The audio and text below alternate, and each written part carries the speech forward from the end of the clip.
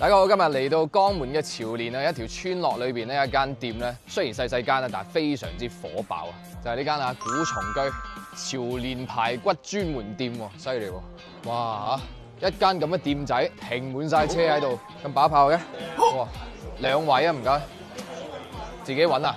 哇呢度都擺滿晒已經，坐滿晒，哇呢度都仲有喎，冇位喎。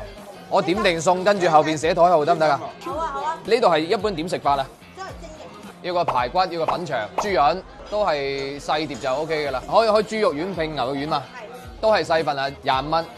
O K 就咁。湯有咩湯？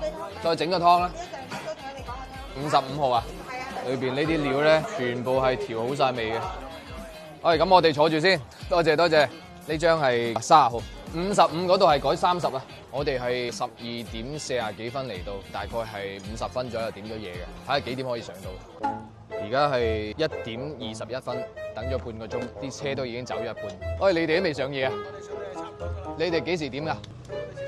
哎呀，有排等啊，真係。即係佢唔係直接上，係叫㗎。哎呀！搬台啊搬台啊，好晒啊！啱先個太陽喺個度嘅，而家曬到嚟呢邊都未有得食。隔離台等咗1個鐘啦，終於有得食啦！你哋點啊咩啊？魚頭、粉腸、排骨、豬潤，佢哋4個人4碟，我哋2個人4碟。啱啱好1個鐘，上咗個枸杞湯啊，終於啊，乜都食咗先啦。枸杞湯裏邊咧有啲蛋花、豬潤啊，啲豬潤爽爽地幾好。個枸杞湯咧飲起身都舒服。終於嚟啦，終於嚟啦，等咗成個鐘啦。睇下啲排骨啊！啲排骨一早放喺個兜嗰度咧，已經撈好晒味，撈味撈得 OK 喎，真係。我哋嗰邊好多蒸排骨啊，都係放糖，佢放得比較重，但係呢個佢唔會放好重糖，基本上都係蒜蓉豆豉撈味。而且呢個排骨咧都係瘦排嚟嘅。我好想食飯啊！食完之後，冇飯啊！哎呀嚇死我！真係整翻個飯先。粉腸啊，呢個粉腸係帶有少少嗰啲肥肥地嘅膏嘅，口感好爽，有落胡椒。